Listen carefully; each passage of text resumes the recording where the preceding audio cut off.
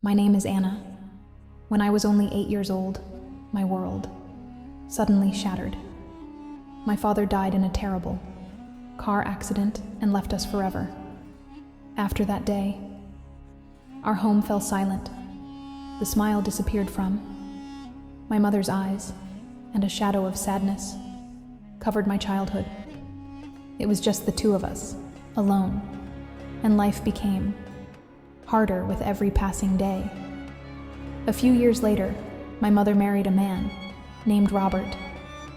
In the beginning, he spoke gently and smiled often. It felt like maybe life was finally getting better. But it was all an illusion. Slowly, his true face emerged. He began drinking heavily, yelling constantly, and our home turned into a place of fear. He never treated me like his daughter, only like a burden. When I turned 16, poverty tightened its grip on us. One day, Robert came to me and said he had found a good job for me in the city. "You'll work as a waitress in a nice restaurant," he said. "You'll earn money and help your mother." I believed him. I was hopeful. I thought this was my chance to support my family. A few days later, he took me to the bus station. He handed me a small bag and some cash and said, "When you arrive, a woman named Claire will be waiting for you. She'll take you to your new job." I hugged my mother goodbye. She was crying, and my heart felt heavy, but I forced myself to be strong. I promised I would call her soon, never knowing the true cost of that promise. When I arrived in the city, a woman named Claire was indeed waiting for me. She seemed friendly and kind. She took me to a large house, but it wasn't a restaurant. Inside were many girls, silent and broken. Some were crying. Suddenly the door locked. Claire's voice changed. Cold and sharp, she said, "You won't be working as a waitress. You'll work here. You belong to us now." I began to cry, my body trembling.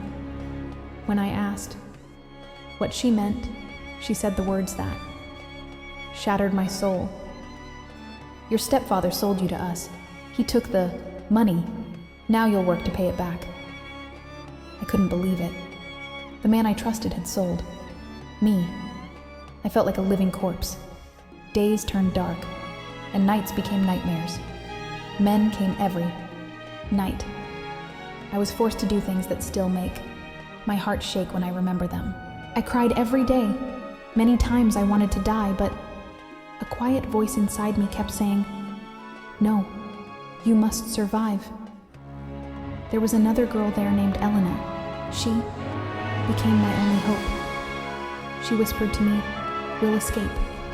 One day this will end. Be ready." I held on to her words and fought to stay alive. Then that night came. The police raided the house.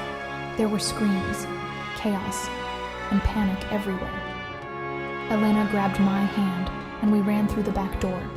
We hid in a narrow alley. A kind woman saw us.